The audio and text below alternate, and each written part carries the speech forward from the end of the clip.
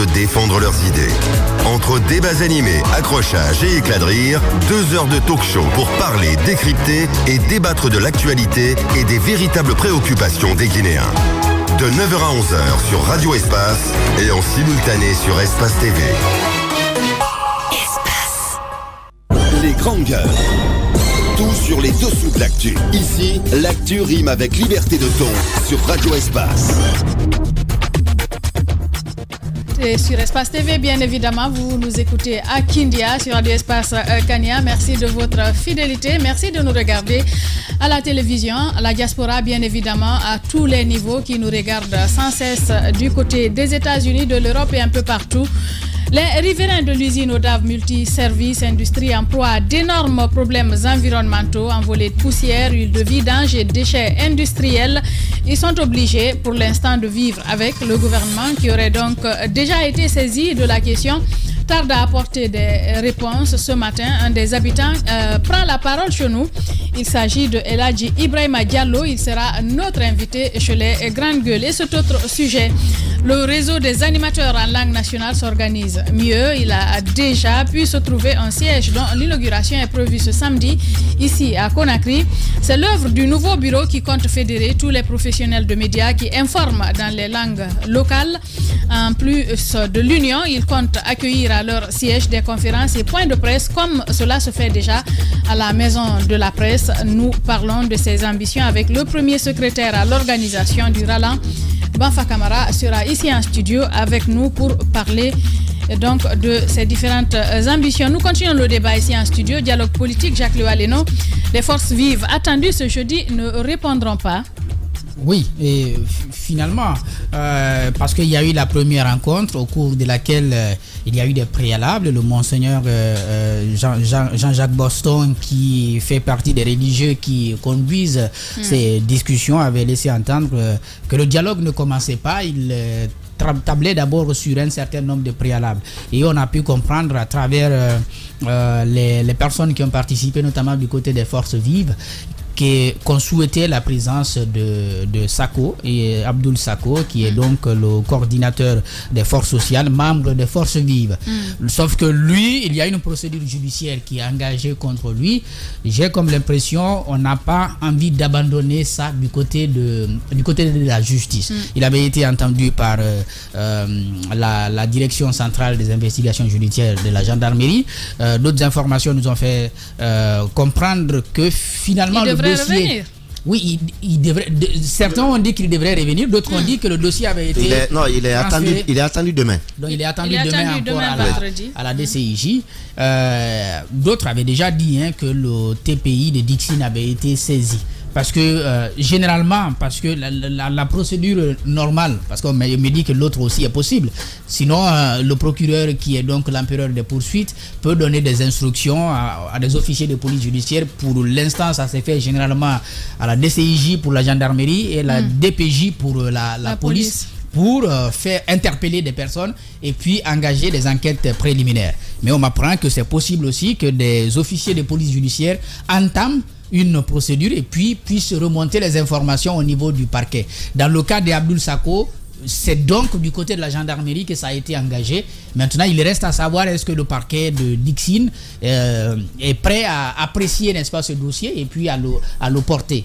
D'autres informations me disaient la dernière fois qu'il n'était pas sur la même longueur d'onde, que Dixine et la DCIJ n'étaient pas sur la même longueur d'onde. Qu'est-ce qui va se passer demain? Ça reste une question.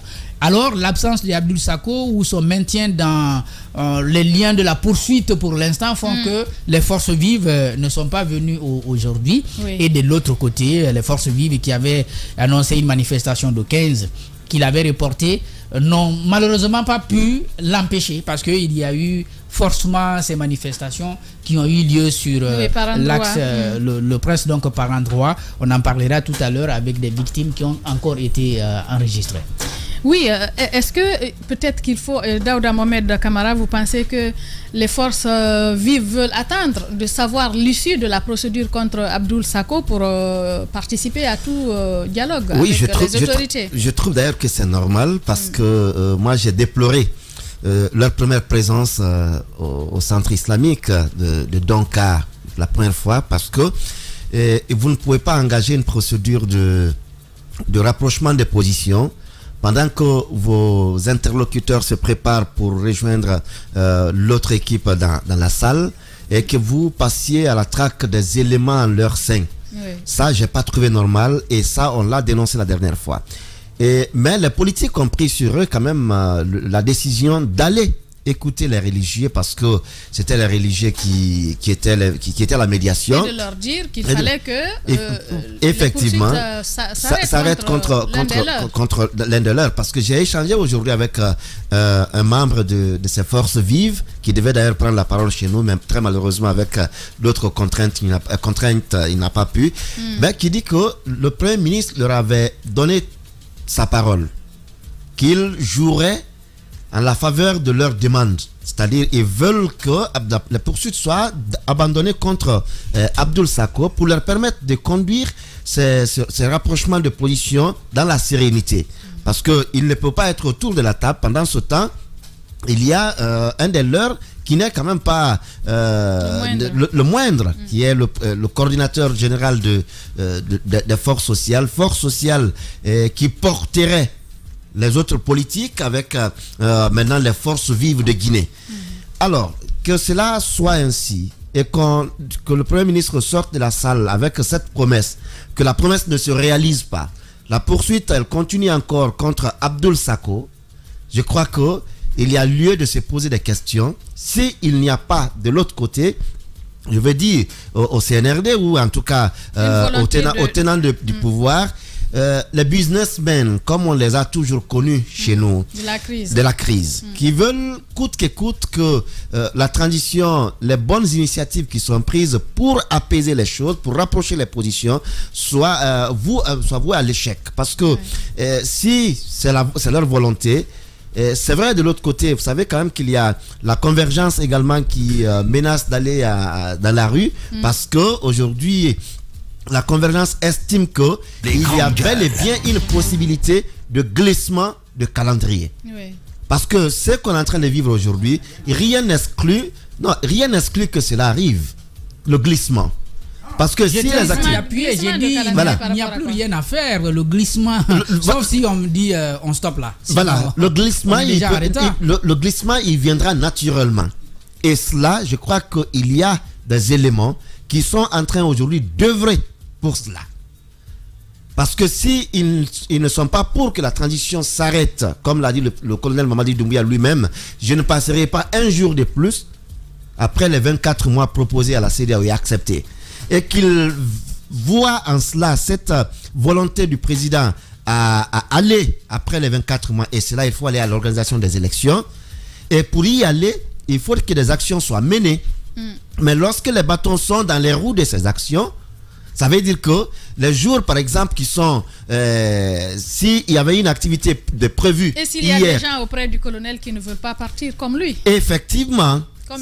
C'est effectivement à ce niveau. C'est pourquoi j'ai parlé de bâtons dans les roues. Les actions sont programmées. Il y a d'autres contractions qui sont menées pour... ne pas permettre à l'exécution des actions inscrites pour... je vais dire pour la conduite, pour conduire la transition, pour finaliser la transition. Il y a lieu quand même qu'on s'inquiète que les 24 mois annoncés, il y a bien naturellement possibilité que les 24 mois arrivent à terme et que nous n'ayons pas atteint l'objectif qu'on s'était fixé pour partir. Donc aujourd'hui, je crois que pour terminer rapidement, je crois qu'aujourd'hui, il y a lieu que le président, comme il l'a dit au Conseil des ministres, il a dit qu'il y a des gens en leur sein qui ne sont pas avec eux.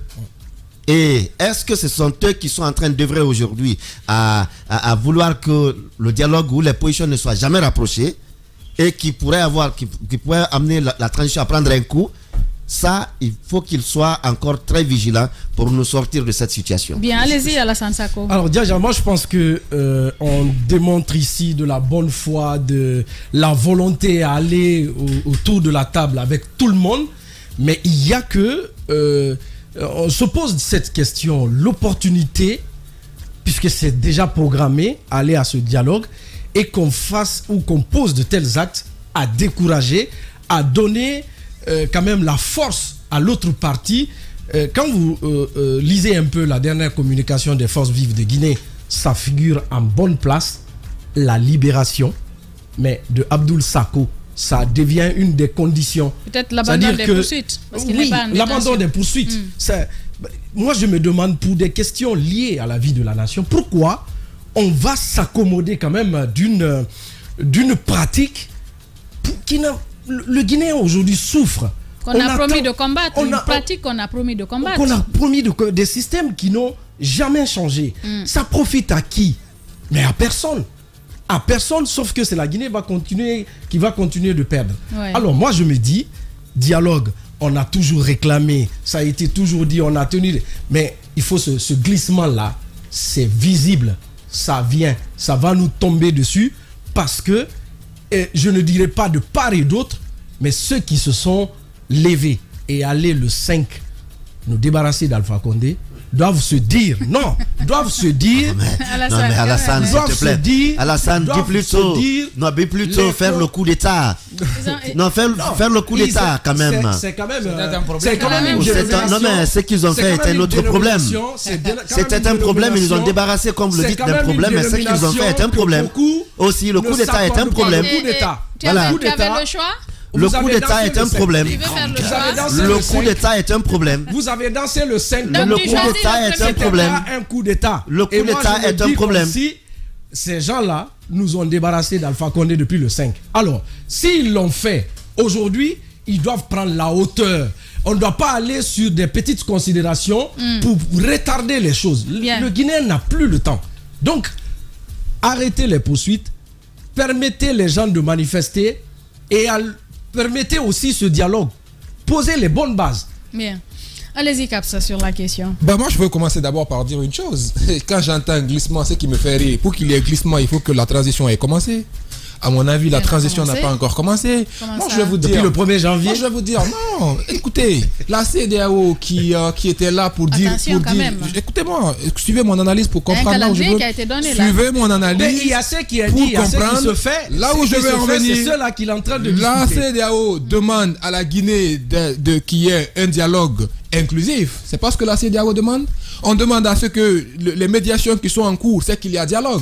Quand les forces vives viennent à la table de négociation, il y a beaucoup de choses qui seront remises en question. Et finalement, il y a un nouveau chronogramme qui est censé sortir de ça. C'est ce que les forces vives attendent de ce dialogue-là. Et ce qui va revenir bouleverser tout le calendrier qui était là au départ. D'où mon interrogation pour dire, est-ce que la transition a même commencé? Parce que le but de la transition, c'est le retour à l'ordre constitutionnel. Et il faut poser des actes allant dans ce sens-là. Mais encore une fois, il faut de la sincérité dans toutes les démarches. Oui.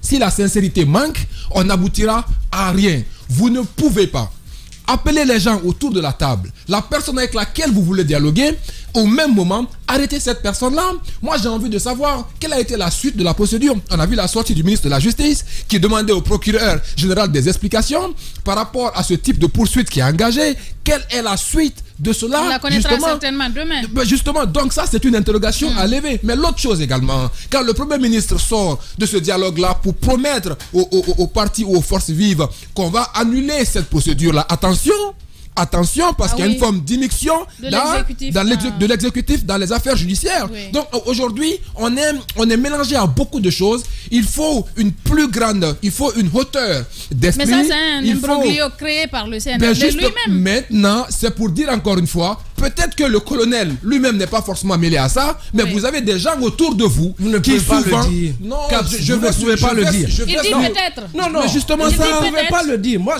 je suis en train de comprendre. C'est une possibilité. Je suis en train de comprendre la situation. C'est des hypothèses. Au sein du gouvernement même, il faut oser le dire, il y a des problèmes. Le Premier ministre qui s'engage dans d'une volonté à réunir, et pendant ce temps, les éléments de son gouvernement procèdent autrement. On a vu cette différence. Il y a le CNRD, il y a le gouvernement. Et au sein même du gouvernement, voyez un peu comment on gère cette... Mais c'est ce que je suis en train de dire. Il y a des petits clans quand même qu'il faut reconnaître. Ce dialogue. Mais c'est ce que je suis en train de dire. On gère ce dialogue et que le Premier ministre en avant, oui, on a la bonne foi, le gouvernement tend la main par ma voix, puisque c'est lui qui porte quand même le dialogue social dans le pays, d'après la charte, mais qu'on nous dise pourquoi lui, en avant pour permettre quand même à ce que les avis soient convergents et que dans son équipe, qu'il y ait des agissements à freiner ou bien à semer le doute dans la justement, c'est ce que je suis en train de dire. C'est des hypothèses et Sako n'a fait que développer l'hypothèse que j'étais en train de poser. Alors c'est pour dire encore une fois que souvent autour du chef, il y a des gens qui ne viendront pas lui dire, parce que lui-même il entretient pour dire je ne ferai pas un jour de plus après je vais partir. Il y a des gens qui sont autour. Le Guinéen le plus informé. Allez, on se calme là. Les autres ça parle. Il faut qu'ils comprennent qu'il y a des gens autour des fois qui peuvent tirer des ficelles, qui peuvent le mettre là. Mais j'ai envie de rappeler une seule chose. Quand vous montrez au peuple que vous êtes autant rusé, c'est ce qu'on avait avec le président Alpha Condé. Il nous a tellement fait miroiter qu'il gérait le pays pendant qu'en fin de compte, il était géré et le 5 septembre nous a prouvé cela. Donc il faut aujourd'hui, exactement, donc il faut dire également que tout ça doit servir de leçon au régime en place de faire attention. Très attention. Allez-y pour clore, Mohamed Mara. Dieu. Transition. Yero, est-ce qu'on pourrait faire une semaine moi, je rêve d'une semaine GG sans qu'on parle politique. C'est-à-dire, si les gens là, ils veulent se tabasser, on leur construit un ring quelque part au Palais du Peuple, sur l'esplanade du Palais du Peuple, on les laisse. Et puis, on éteint, nous, nos projecteurs, nous, les médias. Vous sortez des problèmes, il y en a un qui est créé. Il y a 2 groupes au moins qui veulent d'une nouvelle transition. Oui. Tu as un groupe qui l'a déclaré clairement, qui fait tout pour que la bande à Mamadi dégage pour créer une nouvelle transition qui leur sera profitable. Mais à l'intérieur du camp Mamadi a commis l'erreur même de dire après 24 mois, si ça doit être quelqu'un d'autre, ça ne sera pas en tout cas moi, nous on va partir. Ouais. Il y a des ministres, il y en a un en particulier, il y en a qui déjà prépare un scénario dans lequel il va y avoir une transition militaire qu'eux piloteront. Lequel des ministres, Mara? Il y a des ministres qui le savent, qui le font. Tu as aujourd'hui, je vous donne un exemple tout bête. Vous avez un premier ministre qui conduit un dialogue, qui se bat pour conduire un dialogue politique. Au même moment, on prend des actes qui viendront quand même saper cet effort-là. Ouais. Le premier ministre promet devant les religieux, devant la classe politique, non, on fera tout pour d'abord vider ça, il faut d'abord éloigner, on va le laisser tranquille pour que le dialogue puisse continuer. 48 heures après, rien. 112 heures après, rien, on continue. Mais attendez, on n'a pas besoin d'être devin pour comprendre qu'en réalité, ce dont il s'agit, en parlant de Abdoul Sako, il n'est pas question d'une affaire de justice ou de sécurité. C'est fait dans un autre but. C'est même fait moins contre Sako que contre le dialogue qui est en cours. Le Premier ministre même. Vous pensez que c'est fait contre le dialogue? Contre le dialogue et même contre le Premier ministre. Il ne faut pas s'en cacher. Par les businessmen de la crise. Je suis désolé, vous savez, on déteste dans ce pays, nous, mettre les mots sur nos douleurs. Ce qui est en train d'être fait là, c'est fait contre le dialogue. Si le président ne veut pas se réveiller, mais ça c'est tant pis pour lui. À la fin de la transition, on lui demandera des comptes. Les Guinéens vont lui demander des comptes. Oui. Officier Mamadi Doumbouya, tu as donné ta parole aux Guinéens. Et puis, comment quand dit la Guinée Kalouma, fais en sorte que dans 24 mois, non, excusez-moi, que dans 24 mois, que Mamadi s'en aille avec les honneurs de la République. Mais il voit que les agissements de certains de ses ministres, de certains de ses amis des forces de sécurité vont saper des petites, vous voyez, c'est des toutes petites touches qui vous semblent anodines, mais aux conséquences graves. On saborde le dialogue. On traque, on dit manifestation, il faut interdire. On traque, on menace de dissoudre les partis politiques. On donne un ordre aux OPJ sous l'ombre et dehors on dit autre chose. Mais de qui vous moquez-vous? À force au Kandoba.